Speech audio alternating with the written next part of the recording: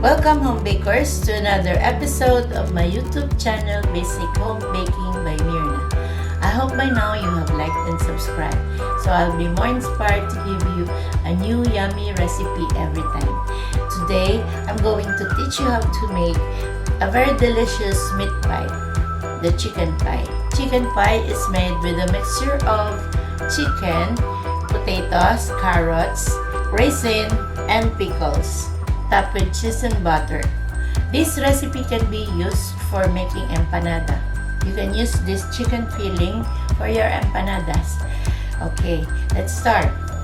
The ingredients are, for the crust, we have 2 1/2 cups of all-purpose flour, 2 tablespoons of sugar, 1/2 teaspoon of salt, 1/4 cup of cold milk, 1 teaspoon of calamansi juice, 1/4 cup of shortening. I'm using Crisco, 1/2 cup of very cold diced butter.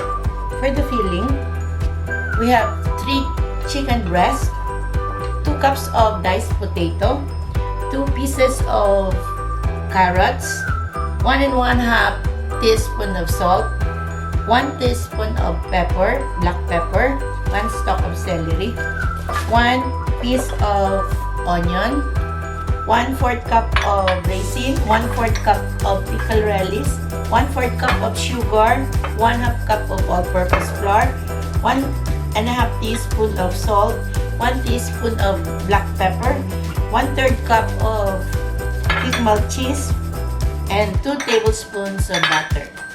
Okay, we're going to start. We're going to do the crust. We're going to use this food processor. Add the flour. Add the sugar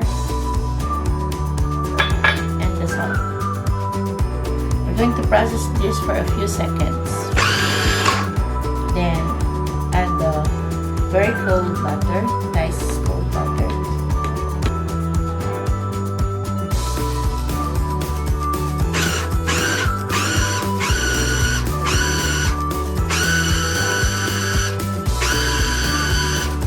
Sorry, I have to add this shortening.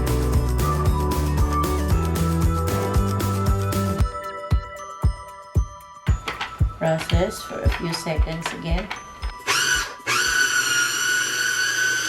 So the butter is finely chopped into the flour.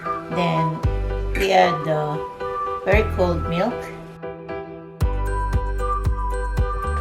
and the calamansi juice.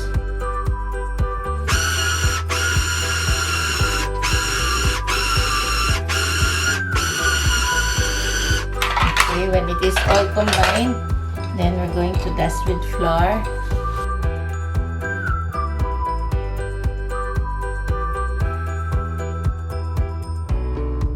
Then we're going to fold and press, fold and press.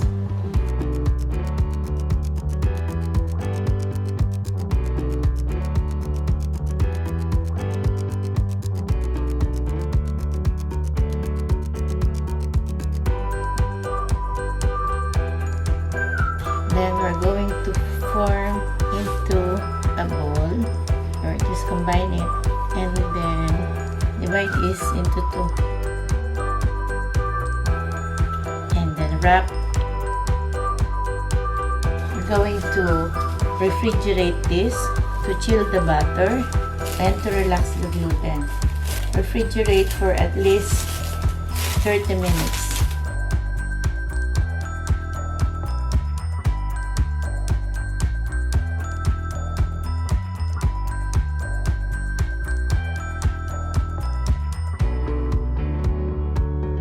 In 4 1/2 cups of water, we're going to boil celery, 1 onion quartered, and the chicken breast.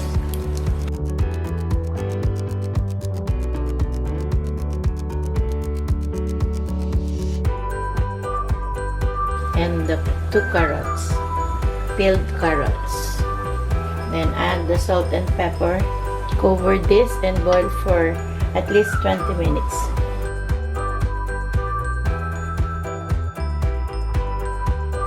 After 20 minutes, you're going to turn off the heat so you don't overcook your carrots and chicken. We're going to cube this carrot.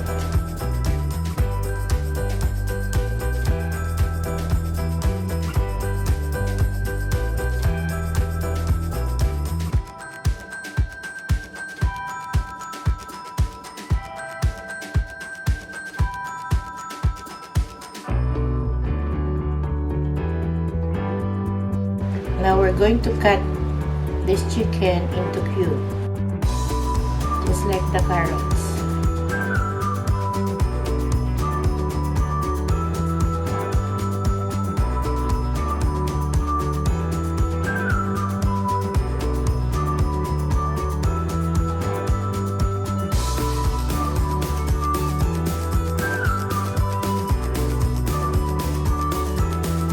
We're going to fry the potato.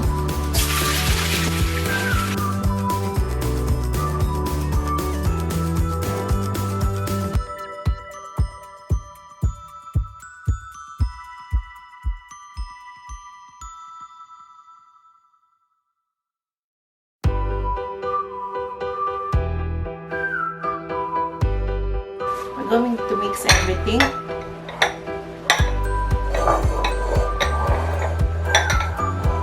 Start with chicken.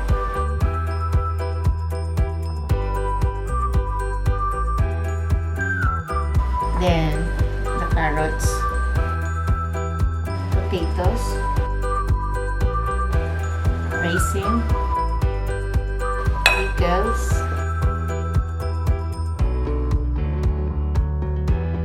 salt and pepper,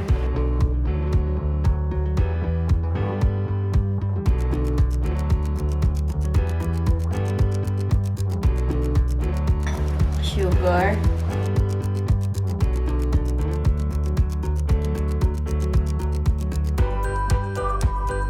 okay, we're going to set this aside. We're going to do the crust.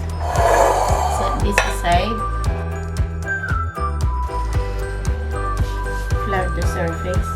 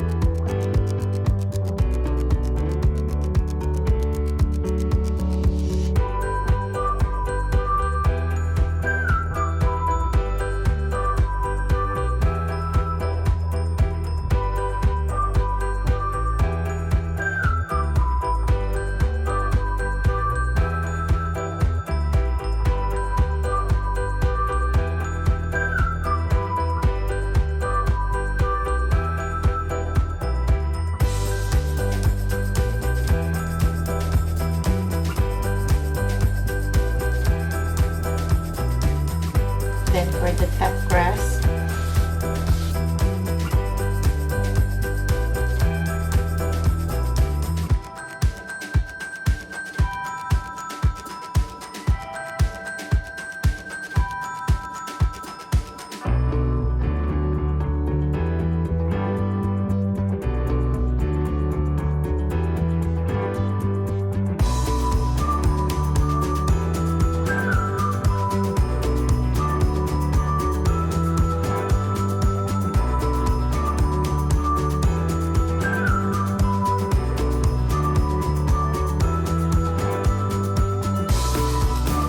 add the butter,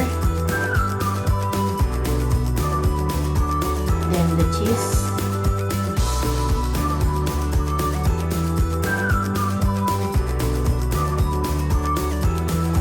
then lastly add the flour. Toss the flour.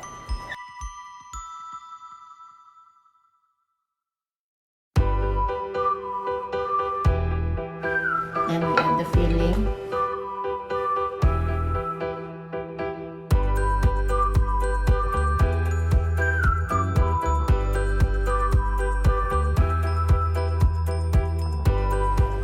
Then we put the top crust.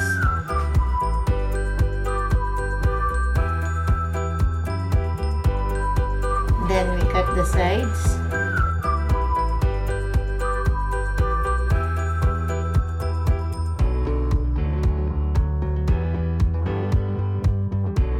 And then fold the sides. Tuck it in.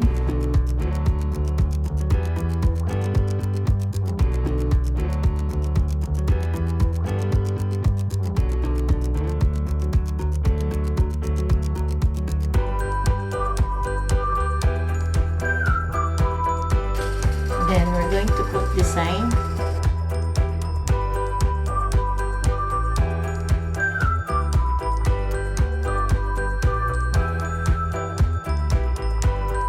Okay, and then we prick the top.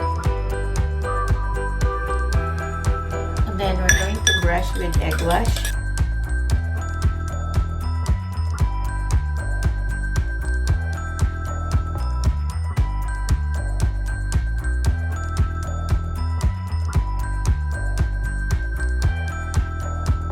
And then we're going to bake this at 400 for 15 minutes and then at 350 for 40 minutes.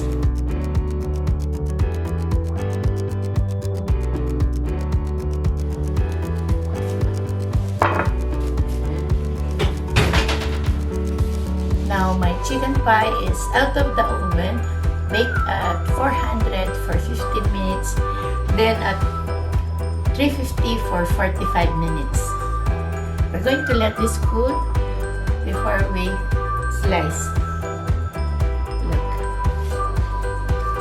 Look at my chicken pie. So pretty and so delicious. There you have it, my chicken pie. If you like this video, please like and subscribe. See you on my next episode. Enjoy!